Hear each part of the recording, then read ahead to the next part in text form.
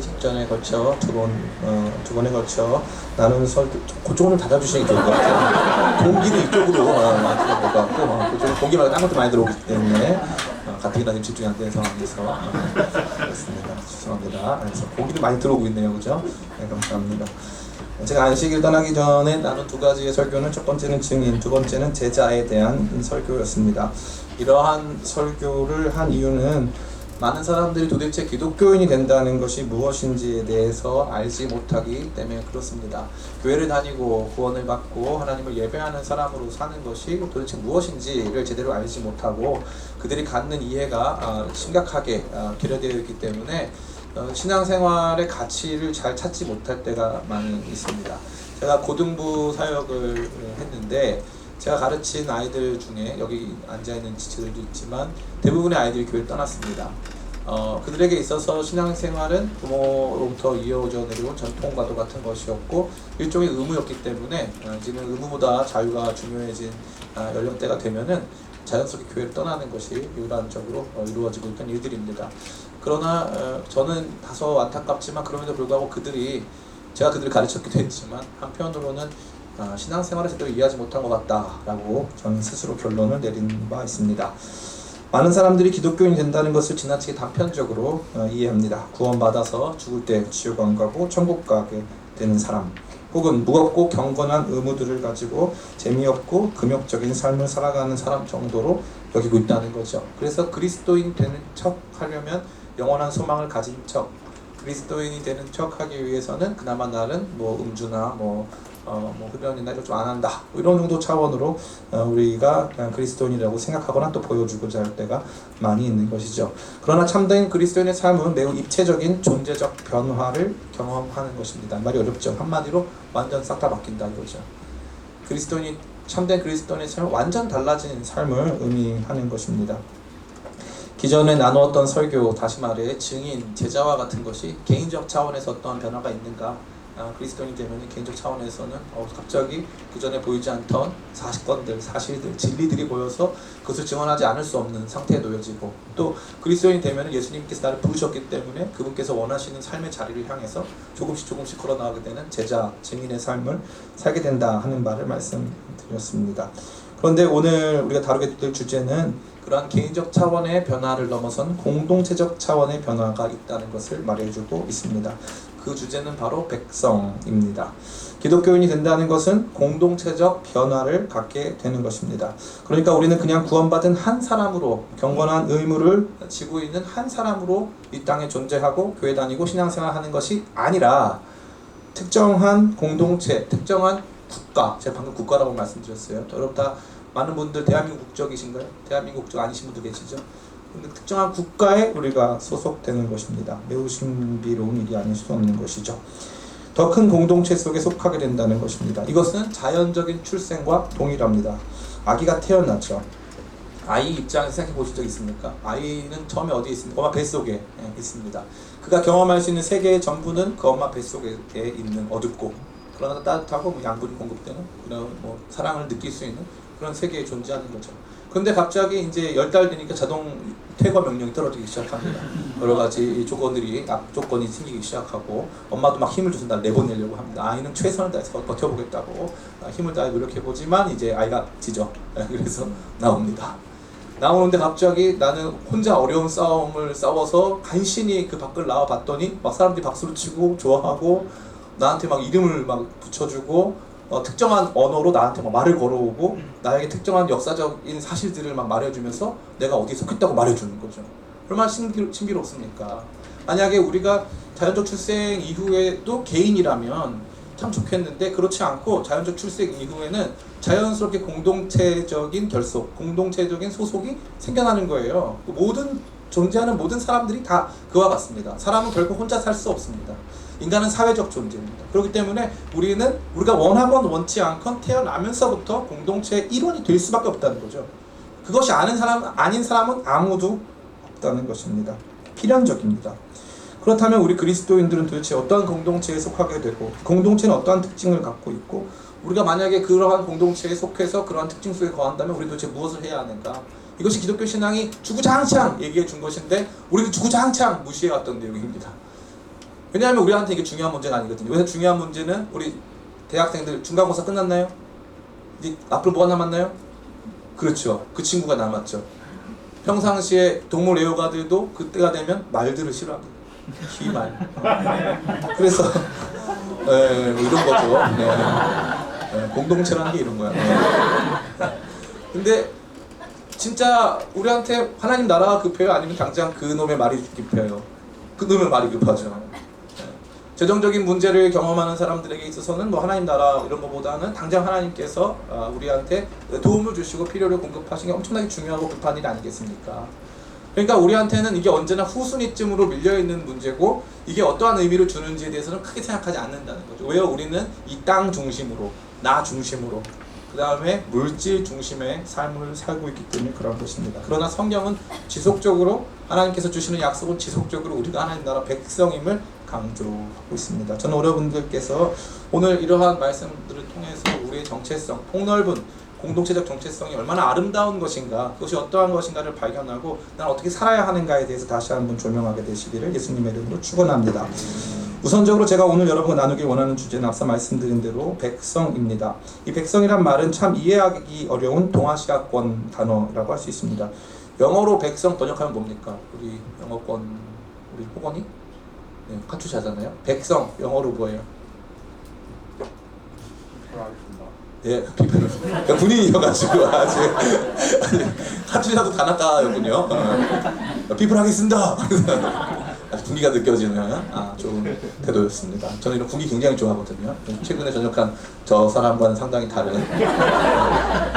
우리 안상혁 형제 그러면 영어로 백성 뭡니까?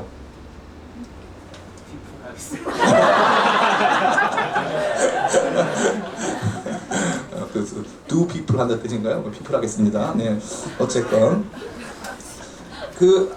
어려운 말이죠. 백성이라는 말은 사실 그냥 일반적으로 people입니다. 근데 그 단어는 매우 중립적이죠. 그렇죠? 그냥 people은 person들의 집합이에요. 그러니까 복수적 복수형, 많은 사람들이 모였다 이런 거잖아요. 그렇죠? 그게 이제 people인데 문제는 뭡니까? 사람들이 모이면 그냥 중립적인 공동체라 할지라도 사람들이 모이면 정치 체제가 생겨나고 공동체의 형태가 정해집니다. 아무리 이 아주머니들끼리 모여서 하는 뭐 모임이라 할지라도 거기에는 다 누구 뽑아요? 회장 뽑죠. 예, 개모임 다 회장 뽑고 총무 뽑고 다 룰이 있어요. 자기들만의 다 룰이 법이 있습니다. 헌법이 제정되고 정치 제도가 다 이렇게 결정이 되는 거죠. 매우 흥미롭습니다. 인간 존재는 언제나 그러한 정치 체제를 가지고 있다는 거죠. 그러면 오늘 우리가 다루고 있는 이 백성들, 이 people, 이 사람들은 어떤 사람들입니까? 하나님 나라의 사람들입니다. 하나님 나라는 어떠한 정치체제를 갖고 있습니까? 1번 민주주의, 2번 공산주의. 어느 쪽입니까? 그렇죠. 모두가 말했어요. 예. 우리 정도라니 박수 한번 쳐주세요. 정도란 자매. 예. 하나님 나라는 왕정이에요. 킹덤이죠. 킹덤. 그러니까 여기서의 이제 달라졌어요. 그죠? 그냥 people이었으면은 우리 뭡니까? 북한의 이름도 이제 인민, 거기에 people이 들어가거든요. 거기서의 people과 왕정에서의 people은 완전히 달라요. 예, 왜냐하면은 거기서의 people은 물론 거기도 이제 말만 그렇게 하지만 거기가 말로 진짜 왕정이지만 거기서의 people은 어떻게 보면은 권리나 주권을 이제 사람들이 갖고 있다라고 하는 차원에서 백성들, 사람이 중요하다는 차원인데 사실 하나님 나라 킹덤이라면 거기서의 people은 그 왕에게 속하여진 사람들, 그 왕을 섬기는 사람들로 해석된다는 것입니다. 그러니까 우리 신자들은 구원받아 눈뜨기 시작하면 하나님 나라 왕국, 하나님 왕국의 백성이 된다는 거죠. 우리가 이 땅에 딱 태어나자마자 우리를 등록해가지고 대한민국의 국민으로 혹은 우리가 속한 각 국가의 국민으로 우리를 등록하는 것처럼 나는 분명히 혼자서 그 외롭고 험한 터널을 건너서 이 생명의 자리로 나와서 이제 하면서 나왔는데 나올 때부터 나라는 정해져 있고 내가 배워야 할 언어도 정해져 있고 내가 추구해야 될 가치도 정해져 있다는 것입니다. 매우 흥미로운 것은요. 대한민국에 대한 자부심이 많이 없었는데 이번 유럽 여행을 통해서 엄청난 자부심을 얻게 되었습니다. 많은 국가들이 이 국가의 전통이나 역사를 자랑하고 좋아합니다. 근데 흥미로운 게 뭐냐면은 우리나라처럼 이렇게 홍익인간 이런 어떤 국가적 민족적 목표를 가진 나라가 없다는 거예요. 생각보다. 우리는 홍익인간의 이념 뭐 이런 거 있잖아요. 다 배웠잖아요. 그죠? 근데 미국 사람들한테 너희 나라의 이념은 뭐냐? 그 프론티어 뭐 정신? 뭐 그냥 뭐 실리주의, 뭐 실용주의, 뭐 이런 정도지 무슨 많은 사람들을 이롭게 하는, 넓게 사람들이 널리 사람들을 이롭게 한다, 뭐 이런 정도의 가치는 없다는 거죠. 그럼 여러분이 홍익이가 개념 만들었어요, 배웠어요? 그렇죠. 만들었다고 하면 이상한 사람, 단군인 거예요, 단군. 내가 단군이다, 막 이런 또라이들 너무 많아. 근데 그런 사람들이 너무 많은 거예요. 근데 흥미롭게도 우리는 그냥 눈 뜨고 태어나 봤더니 그냥 홍익인간의 이름을 가진 대한민국의 일원으로, 혹은 한민족의 일원으로 살게 된 거죠. 우리가 선택한 게 아니에요. 구원도 마찬가지. 구원받아 눈 딱 떴더니 하나님 나라 일원이 됐고, 하나님 나라 일원이 된다는 것은 그 나라의 문화, 언어, 역사, 그 나라의 비전을 공유하게 됐다는 겁니다. 매우 신기한 일이 벌어졌다는 것이죠. 이 부분에서 많은 분들이 또 오해를 합니다. 하나님이 왕 되시, 킹덤이니까 하나님이 왕 되시고, 우리가 그분의 people, 그분의 백성이 된다는 사실을 억압적으로 느끼고, 마치 하나님은 우리 위에서 무소불위의 권위를 행사하시고, 우리는 그분 앞에 찍소리도 못하고, 그분은 우리를 굉장히 엄하게 다스리고 계시는 거 아니냐라고 하는 생각을 가질 수 있다는 거죠. 오늘날 누가 킹덤 하면 좋아할까요? 제가 나라를 만들었는데 제가 왕으로 스스로 취임한 다음에 나의 백성이 되거라 하면 사람들이 올까 안 올까요? 저는 오리라고 봅니다. 의외로 이제 몇 명, 우리 안병희 집사님 가던가 몇 명은 그냥 딱히 갈 데가 없기 때문에 오지 않겠나라고 개인적으로 생각을 해보는데, 오늘날 정서랑은 전혀 맞지가 않아요. 그죠? 이거 누가 누군가를 섬기는 이 백성이 된다? 이상하고 웃기는 일로 보이잖아요. 그런데 이것은 오해입니다. 오늘 이 본문의 말씀이 그런 오해를 해소해주고 있습니다.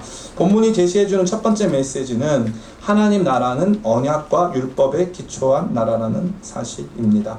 같이 한번 말씀을 읽어봤으면 좋겠습니다. 5절 말씀, 5절과 6절 말씀 같이 한번 읽어보겠습니다. 시작. 세계가 다 내게 속하였나니 너희가 내 말을 잘 듣고 내 언약을 지키면 너희는 모든 민족 중에서 내 소유가 되겠고, 너희가 내게 대하여 제사장 나라가 되며 거룩한 백성이 되리라. 너는 이 말을 이스라엘 자손에게 전할지니라. 아멘. 매우 흥미롭게도 이 19장 뒤에는 몇 장일까요? 20장이죠. 흥미롭네요. 20장의 내용은 뭡니까? 이거 아시는 분? 우리 안상혁 형제, 성경공사 출신이죠. 정진혁 형제, 정진혁 형제. 20장 내용, 출애굽기 20장. 진짜 반쪽이다. 모른다, 알면 안다 하면 되지. 주여 저 관종력을 없애주시옵소서. 안상혁 형제, 뭡니까? 출애굽기 20장. 네? 금명 10계명. 신명기 10계명이요? 하나만 하세요. 10계명. 예. 그 유명한 10계명이 나타납니다. 여기 보니까 1절에 이스라엘 백성들이 출애굽한 지 3개월 만에 시내산에 머물렀다는 것이 굉장히 중요한 팁이 되겠죠. 시내산은 율법의 산입니다. 언약의 산이죠. 그 시내산에 딱 이르렀을 때 하나님께서 그냥 야 얘들아 잘 들어 한 게 아니에요. 그 다음에 이제 너희가 나의 백성이 될 거야. 그런데 내 언약을 내가 앞으로 줄, 이 언약을 그냥 언약, 그냥 약속 잘 지키자 이 뜻이 아니라, 앞으로 내가 너에게 줄 율법으로 언약을 체결하고, 율법을 조건으로 언약을 체결하고, 그것으로 우리 나라가, 하나님 나라가 통치된다는 뜻이에요. 그러니까 하나님께서는 그냥 다스리시는 분이 아니라 말씀에 입각해서 다스리는 거죠. 입헌 군주제 정도로 생각하면 거의 틀림이 없습니다. 우리 주님의 아름다우심은 바로 여기에 있는 거죠. 제가 태국을 갔는데요. 태국 사람들은 왕을 너무나 중요시합니다. 지금도 태국에 신학교가 있는데, 신학교 이 강의실마다 왕 사진이 붙어 있대요. 지금도. 그러니까 예수님을 섬겨야 되는데 때로는 이 중요한 국경일이 되면은 이 왕의 사진 앞에서 이렇게 목례도 하고, 또 태국은 돈이 있잖아요. 돈에 다 그 뭐라고 하죠? 돈 이름을? 그걸 태국 돈. 바트, 그렇죠, 바트. 사와디 값인 줄 알았어요. 계속 사와디 값만 해가지고 돈도 값인 줄 알았어요. 그래서 백값 이렇게 생각했는데, 뭐 그 돈에 전체가 다 왕의 얼굴로 돼 있어요. 그 곳곳에 다 왕의 초상화돼 있고, 백성들은 왕을 정말 마음을 다해서 존경합니다. 너무 신기하더라고요. 그런 존경이 마음부터 우러나오는 존경의 핵심이 무엇일까? 그러니까 거기엔 저는 입헌 군주제의 영향이 있다고 봐요. 그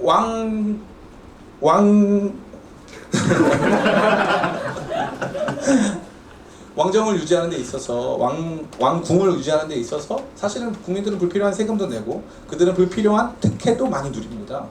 그럼에도 불구하고 그들이 그러한 것들을 좋아하고 즐거워하는 것은 그들의 존재가 거기에서부터 시작된다고 생각하고 그게 굉장히 중요한 권위를 갖는 놈이기 때문에 그렇죠. 하나님께서도 그냥 다스리는 것이 아니라 헌법에, 하나님께서 약속하신 헌법에 입각하여 다스린다는 거예요. 하나님 나라 백성은 그러한 헌법적 기초 위에, 하나님 나라 율법적 기초 위에서 하나님 나라 백성으로서의 삶을 영위해 나가게 된다는 것입니다. 그러니까 하나님께서 그냥 마음에 내키는 대로 마음대로 하지 않으신다는 거예요. 그러한 법적 질서가 우리 가운데 놓여져 있고 그 법적 질서 위에서 우리는 살아가고 행동할 수 있다는 것입니다. 두 번째로, 이러한 이 언약과 율법이 주어졌을 때 하나님께서는 언약과 율법을 통해서 무엇을 맺으려고 하시는가 하는 것입니다. 그것이 바로 관계성입니다. 우리 5절 말씀 같이 한번 읽어봤으면 좋겠습니다. 시작. 세계가 다 내게 속하였나니 너희가 내 말을 잘 듣고 내 언약을 지키면 너희는 모든 민족 중에서 내 소유가 되겠고. 아멘. 이 언약적 관계가 하나님과 하나님 나라 백성들의 유일한 관계적 기초가 된다는 거죠. 사람의 관계 중에 가장 특이한 관계가 있다면 그것은 부부 관계일 것입니다. 님이라는 글자에 점 하나만 붙이면 남이 되어버리는 그러한 존재가 바로 부부 관계인데요. 참 흥미롭게도 부부는 몇 촌입니까? 예, 그죠. 부부는 0촌이에요. 부모도 1촌인데 부부는 0촌이. 참 재밌는 게 0이니까 촌이 없어서 완전 가까운 사이일 수도 있고 0이니까 촌이 없어서 완전 무관한 사이일 수 있어요. 너무 신기하죠. 자, 그러면 부부는 피가 섞였습니까? 안 섞였습니까? 피가 섞이지 않았어요. 가족 구성원 중에 유일하게 피가 안 섞인 사람이 바로 부부예요. 가족 중에. 부부를 유지할 수 있는 유일한 방법은 뭐예요? 언약밖에 없어요. 약속 위에 이 부부가 유지되고 부부 때문에 피가 생기기 시작해요. 너무 위대한 질서 아닐까요? 이거 엄청난 질서예요. 매우 신기하죠. 그러니까 부부관계를 깰 수 있어요. 언제? 언약이 파기되면 깨지는 거죠. 언약이 파기되면 깨지는 거예요. 그래서 우리가 언약을 기초로 한 관계에 대한 이해를 할 때 부부관계보다 더 좋은 건 없어요. 부부관계는 다른 것으로 인해서 맺어진 관계가 전혀 아니에요. 언약적 기초. 그러니까 이 사랑, 언약에 기초한 사랑, 약속을 기반으로 하는 사랑만이 참되고 유일하고 영속적인 사랑이에요. 근데 연애를 하면 된다 안 된다? 안 된다.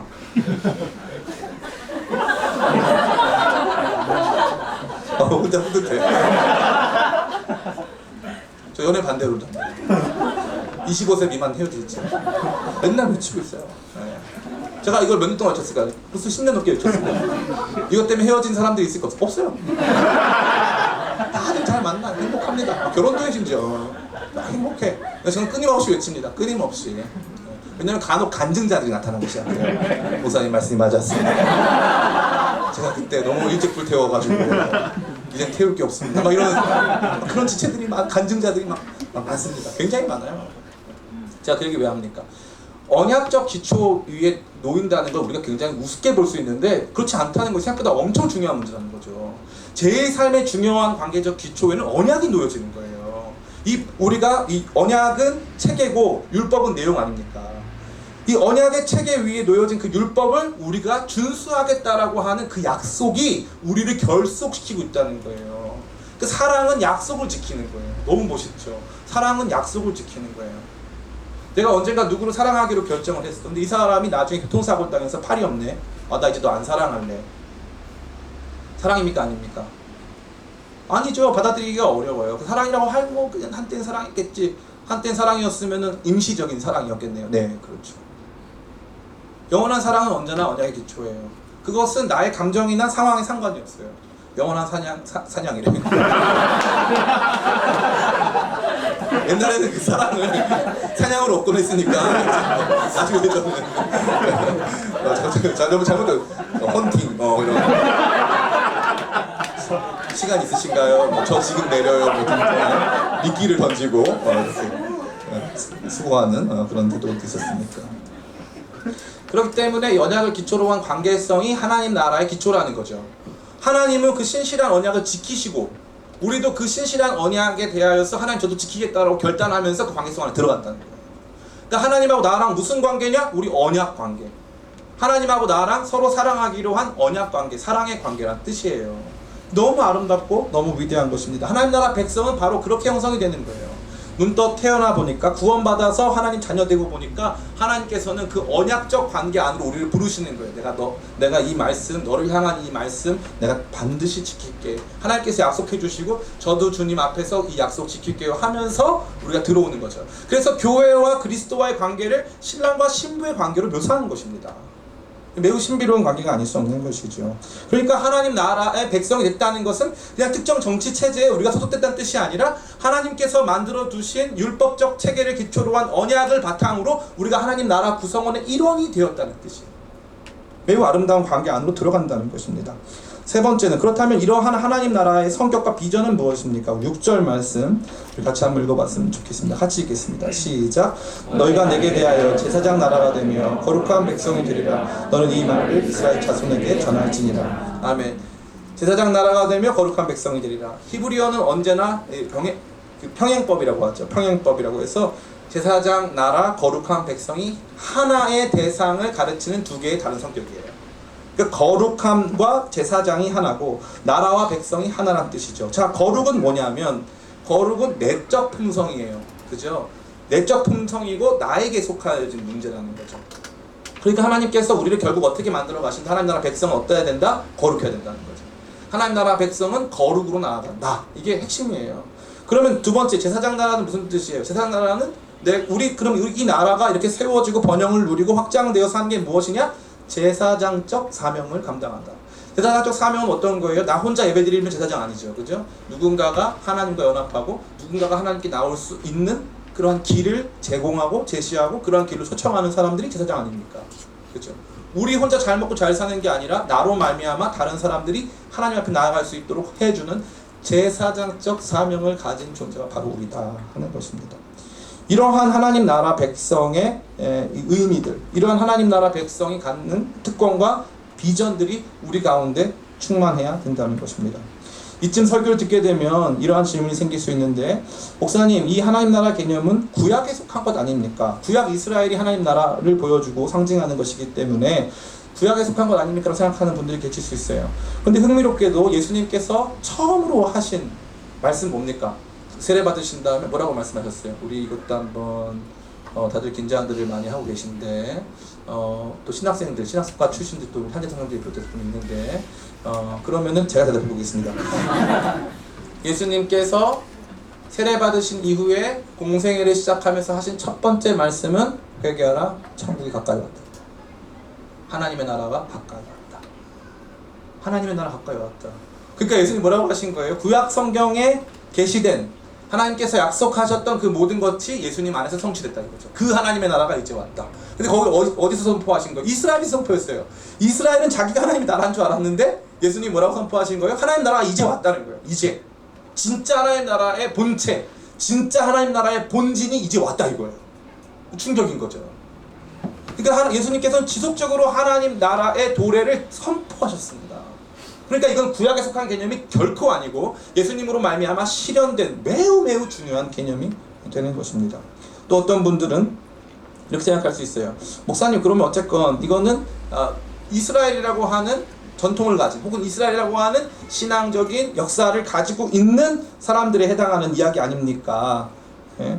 우리 신자들에게 있어서도 이 하나님 나라 개념을 어떻게 확장하고 적용시켜야 되겠습니까? 라고 한다면 저는 에베소서 2장 19절 말씀을 읽어드리고 싶습니다. 우리 같이 한번, 화면이 준비되어 있습니다. 같이 한번 에베소서 2장 19절 말씀 같이 한번 읽어보겠습니다. 시작.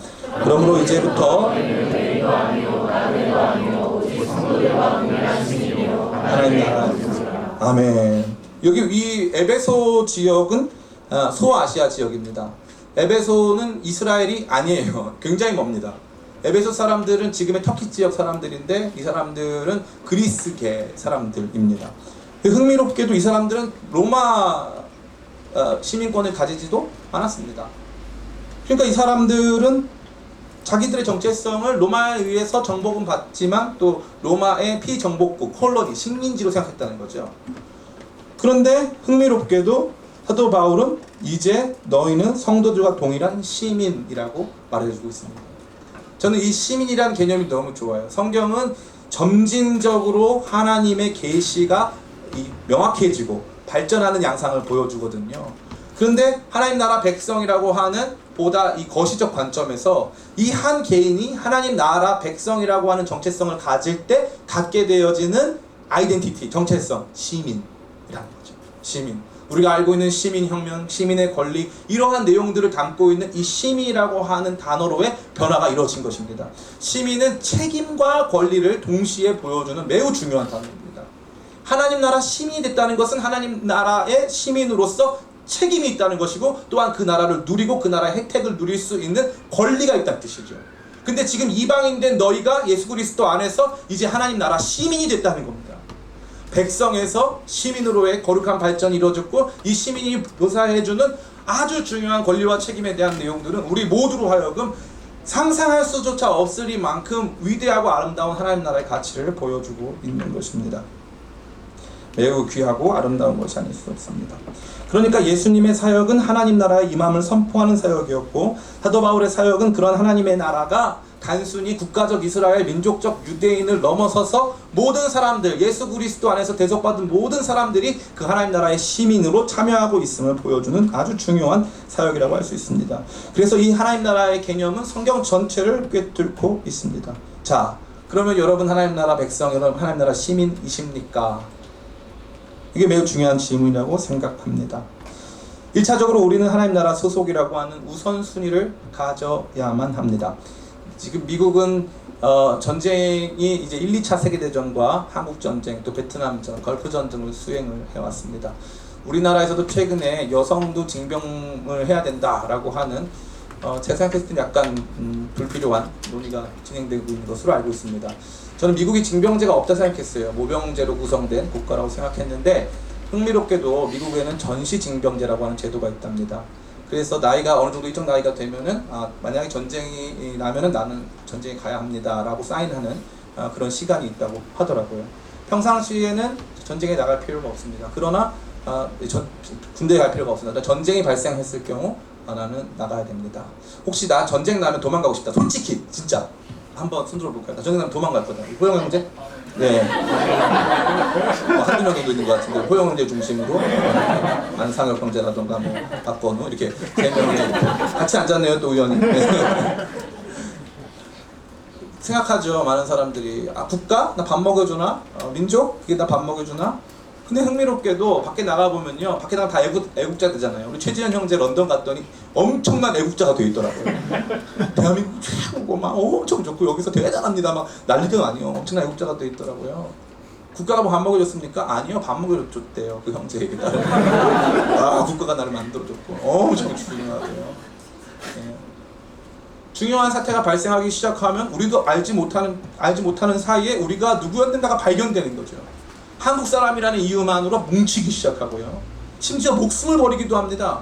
다 밥 먹고 살려고 하는 짓인데, 나 개인적인 자유와 나의 취향을 극다화시켜서 내가 원하는 것을 하고 꿈꾸는 것을 이뤄가면서 자아 실현을 위해 산다고 생각했는데, 실제적인 국가의 위험이 닥치기 시작하면 내 목숨도 내어줄 수 있게끔, 내 삶도 내어줄 수 있게끔, 결국 나를 구성하고 있는 가장 중요한 정체적 요소 중에 핵심, 거기에 최우선순위가 국가였음을 스스로 알게 된다는 거죠.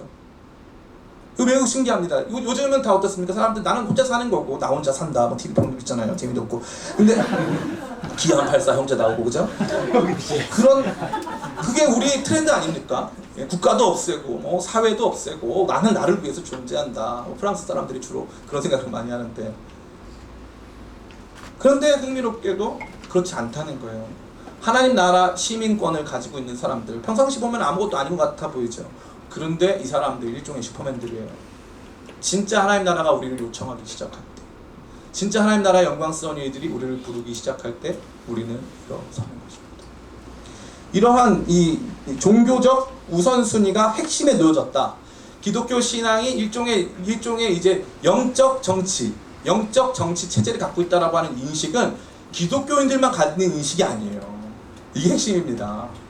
이러한 기독교인들은 특별한 영적 체제를 갖고 있다는 인식은 로마 정권에서 갖고 있었고, 예? 그 다음에 이루어진 뭐 여러 이런 이교적, 다시 말해 기독교 신앙이 아닌 다른 종교에서도 기독교 신앙은 왠지 모르게 여기는 그냥 혼자 신앙생활한 것 같지가 않고 뭔가 정치적 움직임이 있다고 생각한다는 거죠. 많은 이교도 안에서. 이교 안에서. 특별히 그와 관련된 가장 탁월한 생각을 갖고 있는 사람들은 바로 공산주의자들입니다. 제가 뭐 특정한 정치 체제여서가 아니라 그 사람들이 그 분야를 가장 많이 발달시켰다는 것이죠. 그래서 지금 뭐 우리 중국팀이 제일 잘 알고 있겠지만 이 중화 사상을 중심으로 해서 국가를 하나로 만들어야 되는데 제일 방해가 되는 게 뭐예요? 기독교예요. 이건 합쳐질 수가 없어. 왜냐하면은 특정 인물이나 특정 역사적 사건이나 특정 정당이나 특정 이 경제관념을 토대로 국가를 하나로 연합시켜야 되는데 이 사람들은 아니라는 거예요.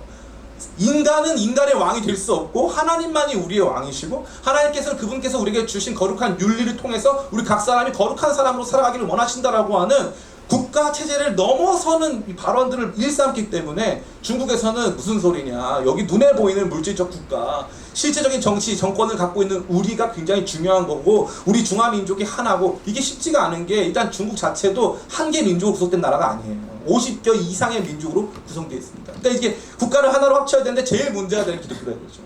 그러면 기독교 신앙이 그럼 작아질까요? 더 커져요. 더 힘들어지는 거예요. 중국에서 이게 통제가 안 되는 거죠. 통제가. 제가 아는 한 우리 집사님도 아는 어떤 한 형제님이 계신데 광저우 한인교회라고 해서, 광저우는 굉장히 잘 사는 곳이에요.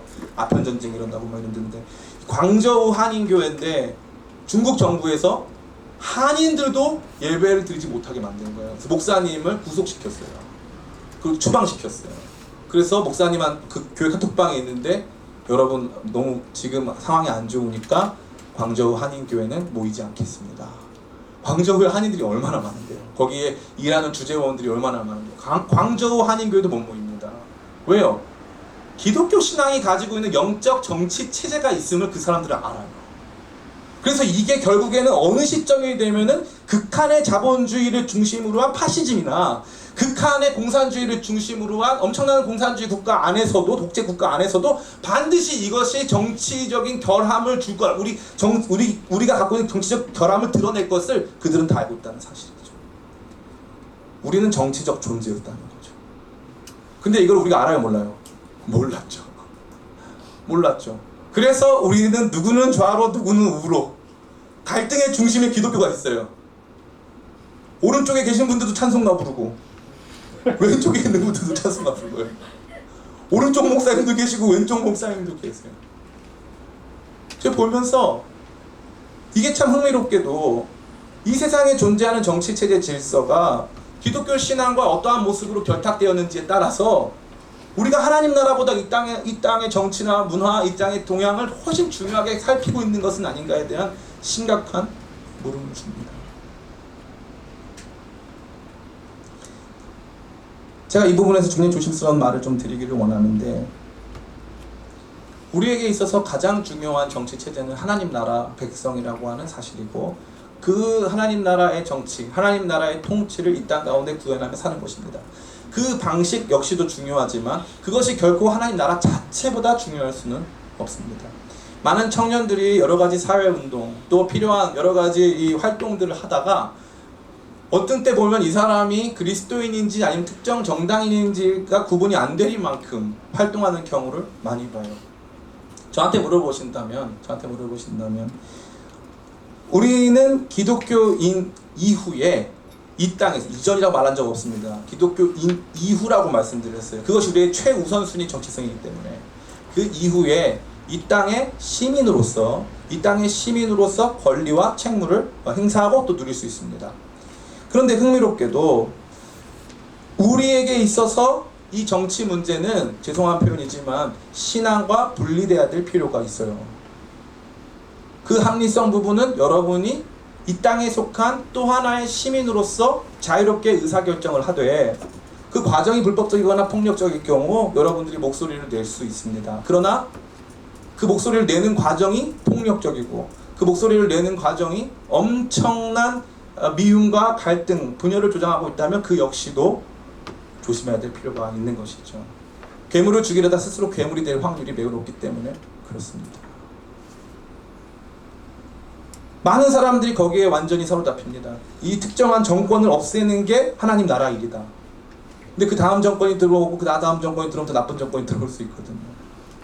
너무 안타까운 일이 아닐 수 없습니다. 나치 독일에서의 이 나치당이 독일에서의 권력을 장악했을 때 누가 거기에 찬성표를 던져줬습니까? 예, 독일 국가교회가 찬성표를 던져줬습니다. 굉장히 잘못된 생각이었던 것이죠. 특정 집단, 특정 정치 체제가 뭐 그나마 그 사람들이 좀 나으니까 우리 교회가 그들을 지지한다고 하자. 죄송합니다. 그랬더니 문제가 발생했네요. 돌이킬 수가 없습니다. 사람은 일관성이 없습니다. 여러분, 청년들이 제일 안타까운 실패 지점이 인간에 대한 지나친 긍정을 갖고 있어요. 인간에 대한 지나친 긍정, 그것을 여러분을 굉장히 어리석게 만듭니다. 인간을 사랑하지 말라는 게 아니고 인간이 얼마나 부족한가, 인간이 얼마나 하나님 앞에 반역자들인가에 대해서 알고 그들을 그러한 상태로 사랑해야 되는데, 특정한 인물, 특정한 정당, 특정한 정책이면 반드시 이러저러한 문제들이 개선되고 회복될 것이라고 하는 잘못된 믿음을 가지고 있다는 거죠. 그 활동도 필요하면 하시기 바랍니다. 그러나 이것이 하나님 나라의 활동보다, 하나님 나라 백성이라고 하는 정체성보다 더 우선할 수는 없습니다. 하나님께서 출애굽 당시에 이집트의 종으로 살고 있었던 당시의 노동계층이라고 할 수 있는 이스라엘 사람들을 구원하사 홍해바다를 가르시고 3개월 뒤에 이 시내 산에 이르게 하셔서 거기서 말씀을 주셔서 국가를 세우십니다. 어떻게 보면 노동자들로 구성된 국가죠. 노동자들로 구성되어서 이 모든 인민이 평등을 누릴 수 있는 국가라면 참 좋겠지만, 하나님께서 그런 평등적 요소와 자유적 요소를 다 말씀 안에 주셨지만 율법보다 탁월한 헌법은 없어요. 감히 말씀드립니다. 다 주셨지만 그럼에도 불구하고 하나님은 왕정이라고 하는 그 기본 형태를 바꾸시지 않았습니다. 그 왕정은 하나님이 왕이 되시는 왕정을 의미하는 거죠. 하나님을 떠난 인간 안에서는 그 어디도 완벽한 제도, 완벽한 국가를 형성할 수는 없는 것입니다. 그래서 사도 바울은 이렇게 말합니다. 빌립보서 3장 20절 말씀 같이 한번 읽어봤으면 좋겠습니다. 시작. 그러나 우리 시민권은 하늘에 있는지라 거기로부터 구원하는 자 곧 예수 기다리노니. 아멘. 이 말씀은 빌립보에 있는 성도들에게 주어진 말씀인데, 빌립보의 별명이 작은 로마였습니다. 빌립보라고 하는 도시는 사실은 헬라 이 왕이었던 알렉산더의 출생지이기도 합니다. 엄청나게 중요한 이 헬라 문화권에 있어서는 중요한 도시인데, 이 도시를 로마는 퇴역 군인들의 노년을 보낼 수 있는 아주 좋은 휴양 도시, 혹은 노년을 보낼 수 있는 안정감 있는 도시로 만들었고, 그들은 자기 자신들이 로마 시민권자라고 하는 엄청난 자부심 속에 살았습니다. 로마를 위해서 평생을 싸웠던 사람들이 그거에 따른 보답으로 로마 제국에 의해서 받은 혜택으로 오게 된 땅, 빌립보입니다. 그런데 사도 바울 자기 자신도 로마 시민권자이지만, 사도 바울은 로마 시민권자로서 로마의 영광을 지속시키고 존속시키고 로마가 얼마나 대단한 국가인가를 보여주는 데는 관심이 없어요. 대신 뭐라고 말합니까? 우리의 시민권 여기 있지 않다. 아이고 집사님, 장로님 시민권 누리시니까 좋죠. 위대한 로마 제국의 일원으로 사셔가지고 얼마나 자부심 넘치시겠어요. 그런데 우리 이 땅에 속하지 않지 않았습니까? 이 시민권 하나님 나라 시민권보다 중요합니까? 그렇지 않지 않습니까? 우리의 시민권은 하늘에 있지 않습니까?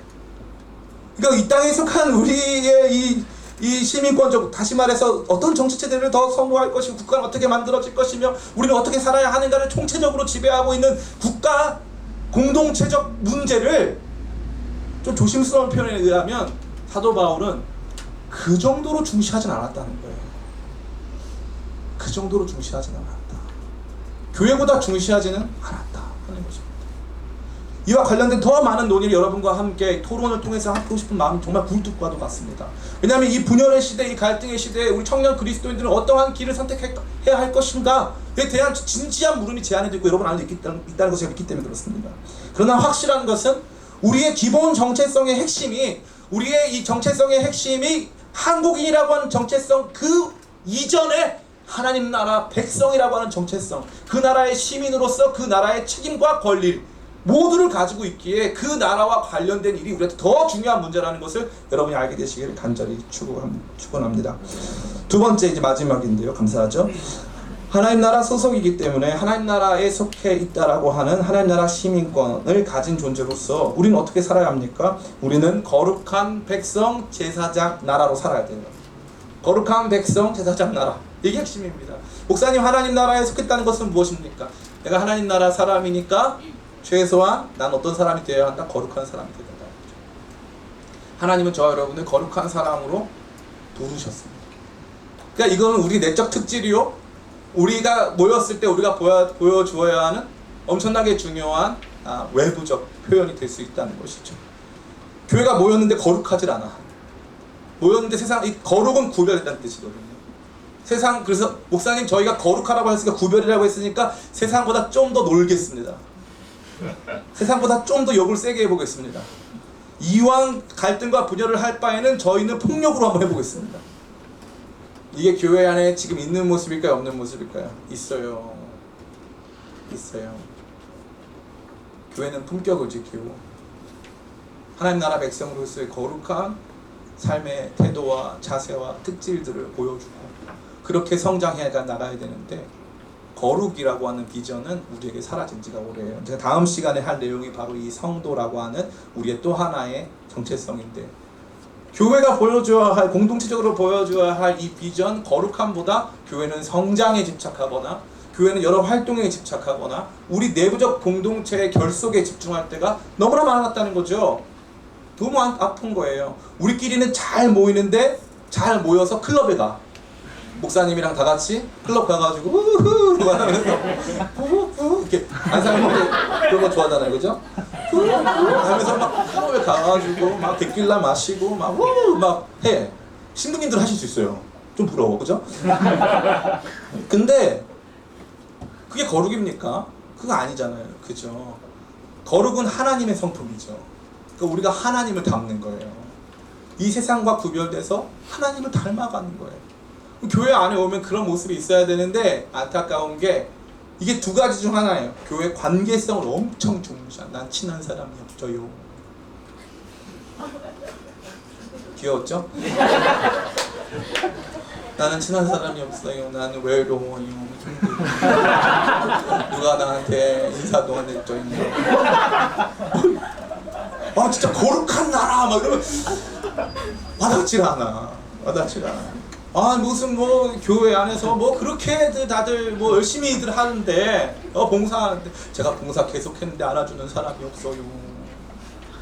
힘들어요. 다들 힘들어요. 그래서 제일 많이 듣는 말이 힘들단 말이에요. 그럼 제가 여러분한테 의무사항 준 거 있어요, 없어요? 우리 기쁨의 교회는 주일날 교회 안 나오면 지옥 갑니까, 안 갑니까? 제가 보내버리고 싶은 데는 많은데 근데 주일날 교회를 안 나가니 지옥에 버리고 있어요. 진짜 이러고 싶은 데는 많은데 교회 안 나갔다고 우리가 뭐 지옥 간다고 한 적도 없고 교회 안 나가면은 네가 큰 화를 당할 것이다 이런 말 한 적도 없잖아요. 얼마나 자유롭습니까 우리 교회. 너무 자유롭잖아요. 제가 언제 여러분 의무사항을 줬습니까? 사실 우리 교회 힘든 게 많이 없어요. 또 마음이 삐져가지고 다들 목사님이 제 입장이 아니셔서 그런데 너무 힘들어하지들 마세요. 그게 거룩입니까? 거룩이에요? 막 거룩한 삶을 목사님은 너무 그렇게 몰라요. 그러면 그렇다 칩시다. 제가 그런 걸 너무 모른다고 칩시다. 그럼 여러분은 왜 거룩에 대해서 모르시는데요? 제가 여러분이 신앙생활하면서 얻는 그 소소한 재미와 즐거움들을 잘 모른다고 치십시다. 그런데 여러분들은 그걸 반대로 신앙 안에서 우리가 반드시 가져야 할 참된 덕목, 그래서 그것이 우리 가운데 이렇게 아름답게 흘러넘쳐야 할 거룩의 덕목에 대해서 왜 무관심하냐 이 말이죠. 그래서 교회가 어떻게 돼버렸어요? 우리 기쁨의 교회 거룩한 교회입니까? 미안한 말이지만 아닌 것 같아요. 아닌 것 같아요. 무슨 이상한 공동체의 모임이에요. 다 누가 누구 욕하고 있고, 누가 누군가 다 상처받고 있고. 제가 준 적도 없는 상처를 혼자 받았어요. 신기하죠. 난 안 줬는데 본인은 받았어. 다 마찬가지 아니에요? 하나님 나라 백성이라고 하는 정체성이 생기기 시작하면 어떤 일이 발생하냐면 하나님 나라 백성답게 살고 싶다. 하나님 나라 백성답게 살고 싶다. 그 품격, 그 품위, 그 아름다움, 사람들 앞에 보여주고 싶은 그 위대한 우리나라의 아름다움이 있잖아요. 저는 여러분들이 그거 회복했으면 좋겠어요. 그게 거룩이에요. 제가 이번에 이 대한민국의 아름다움, 대한민국의 자랑스러움을 너무 많이 갖고 있었어요. 너무 대단한 나라예요. 대한민국 너무 아름답습니다. 너무 아름다워요. 정말 멋있고 품격 있는 나라예요. 정말 우리나라 좋은 나라. 갑자기 위로 올리고 그런데 제가 가진 마음이 있는데 흥미롭게 우리나라 정말 좋은 나라거든요. 이 문화면에서 정말 따라갈 수가 없고 사람들이 너무 탁월하고 멋있단 말이죠. 그런데 서양에 가끔 가보면 정말 신사들이 있어요. 정말 멋있는 사람들이 있어요. 그들 국가에 대한 자부심을 표현하는 건 내가 최고야가 아니에요. 자연스럽게 흘러요. 그들이 갖고 있는 역사적 이 자랑들, 그런 것들이 자연스럽게 품위들이 흘러나기 시작합니다. 저는 우리 기쁨의 교회가 그런 교회 됐으면 좋겠어요.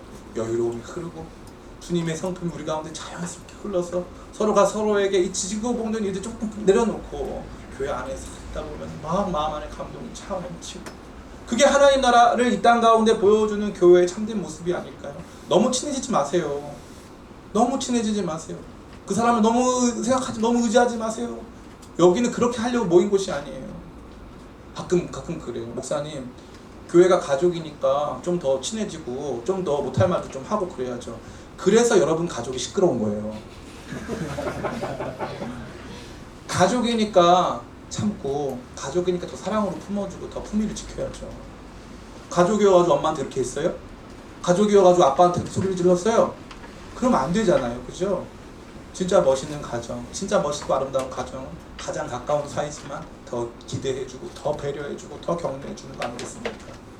그래서 자꾸 여러분의 차원을 낮추려고 하지 마세요. 낮추려고 하지 마세요.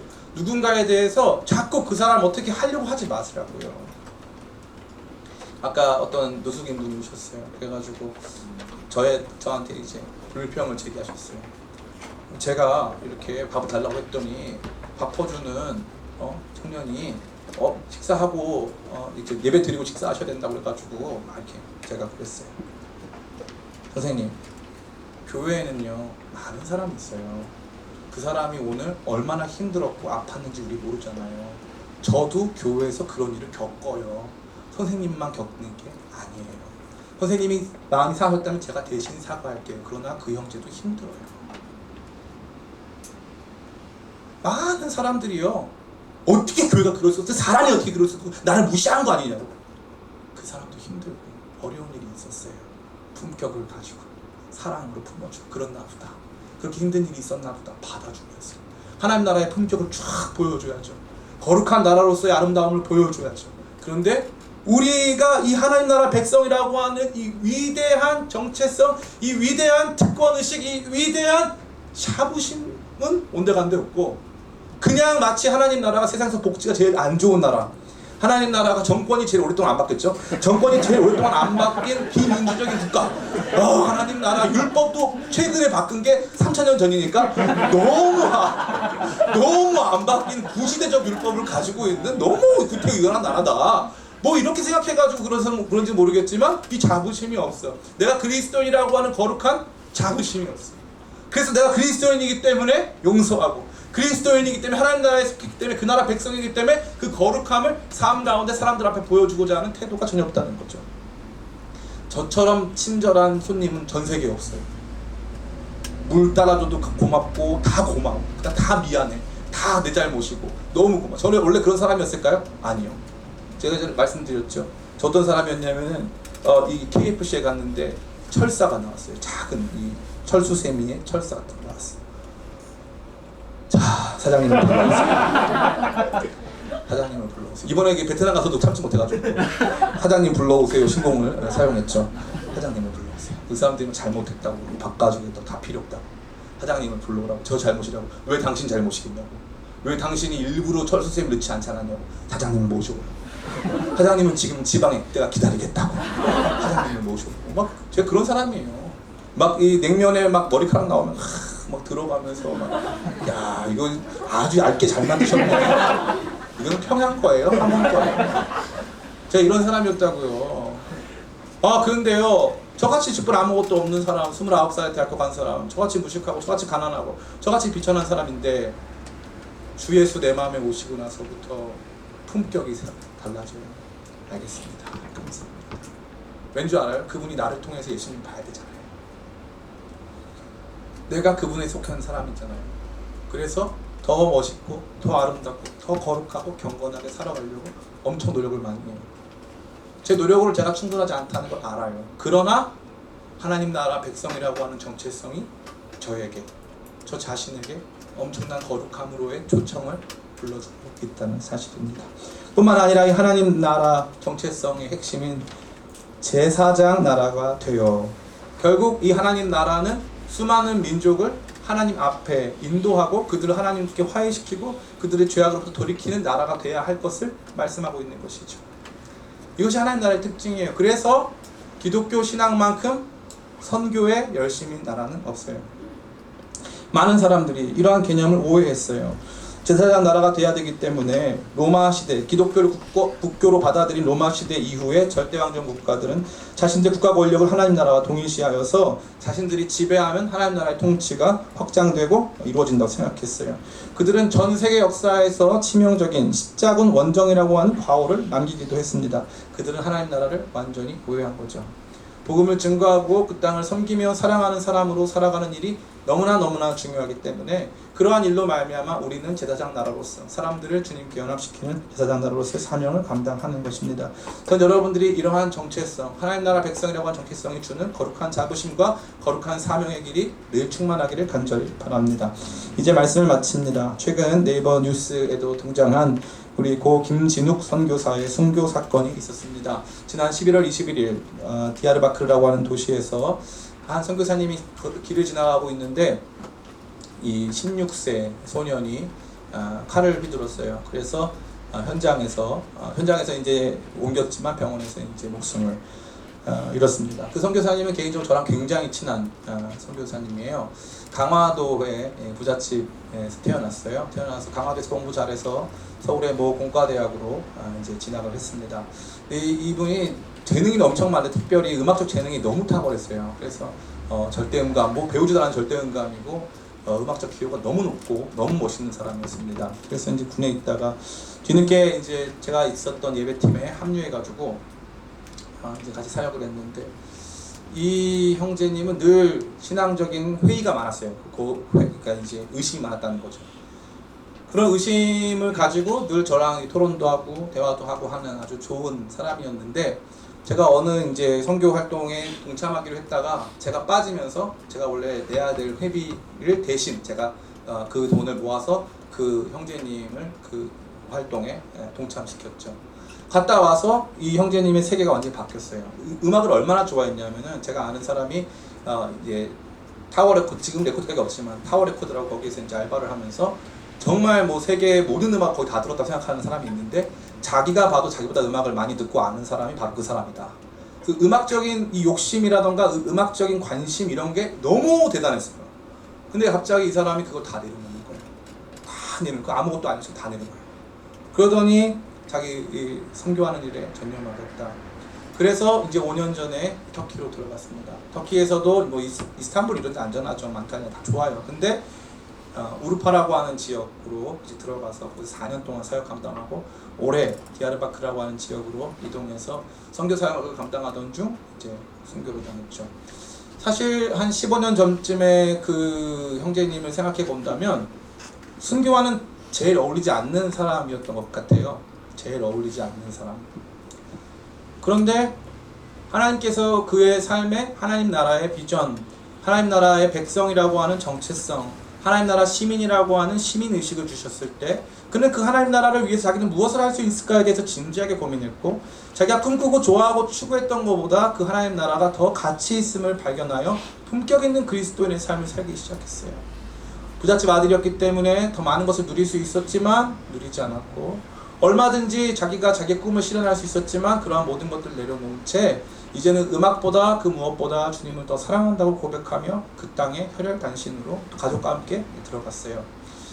지금 이 김진웅 선교사님이 이제 목숨을 잃고 있는데 다음 주에 둘째 딸이 태어나요. 아빠 얼굴 못 보는 거죠. 다음 주에 둘째 딸이 태어나고 저가 그 다음부터 이 충격에서 벗어날 수가 없었어요.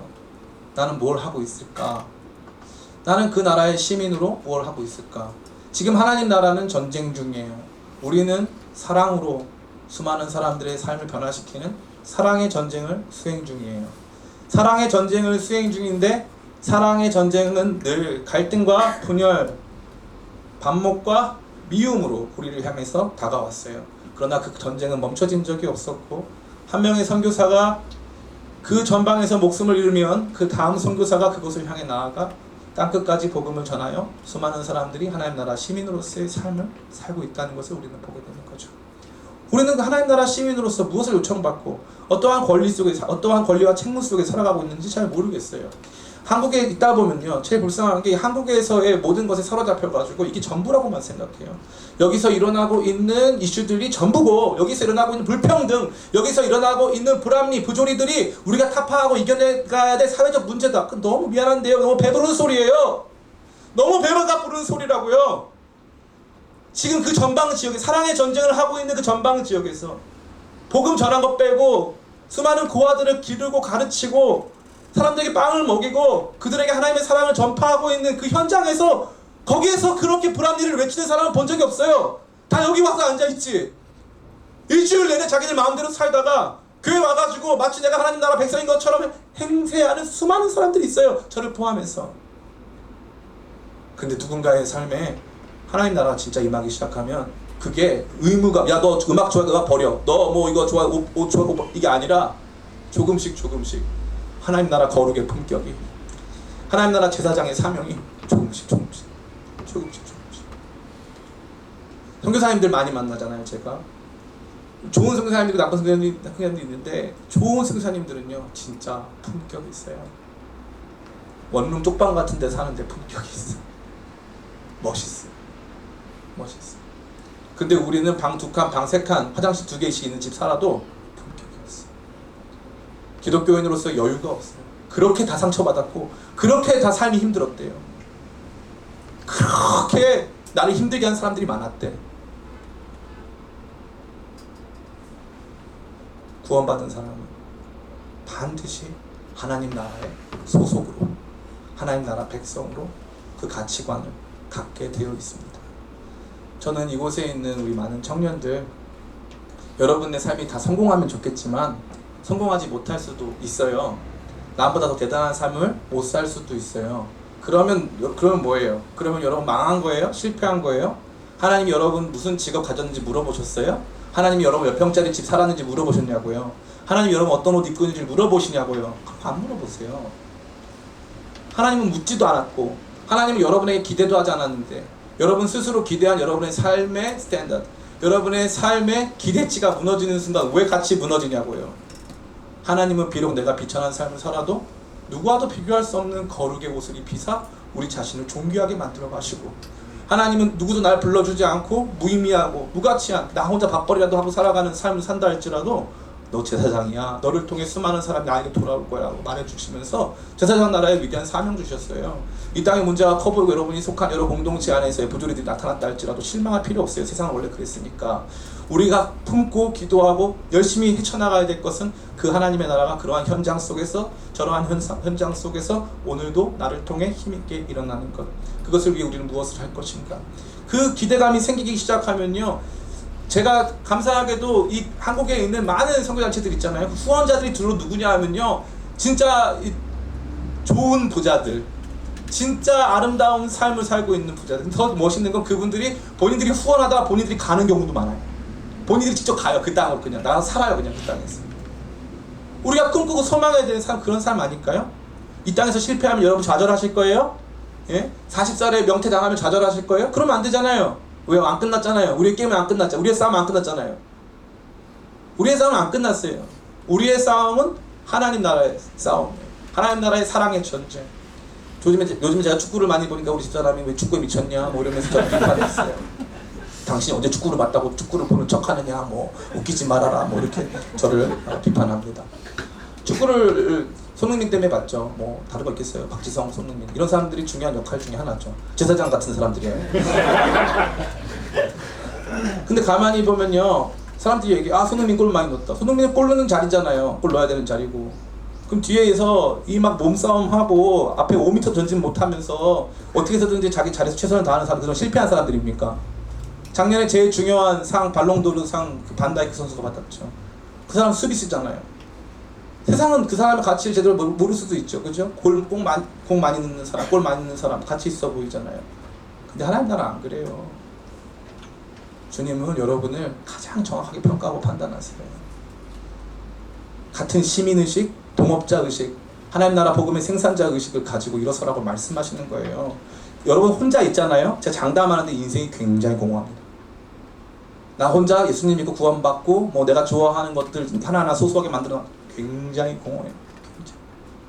굉장히 공허해요. 진짜 신자의 참다운 삶이 어디서부터 일어나느냐? 하나님 나라 거룩한 시민권이 우리 가슴에 딱 새겨지고 이게 가장 중심에 섰을 때, 그때는 우리나라 정치 체제나 뭐 여러 상관없어요. 우리가 어디 있든지 하나님 나라 확장의 사랑의 전쟁을 감당하면서 수많은 사람들을 새롭게 하고 하나님 나라 품격으로 살아가는 줄을 믿습니다. 오늘도 우리 자신을 하나님 나라 백성으로 부르사 거룩함의 품격과 제사장의 사명을 주셔서 우리 모두로 그러한 삶을 살게 하시는 주님의 은혜가 여러분에게 충만하시기를 예수님의 이름으로 축원합니다. 아멘. 우리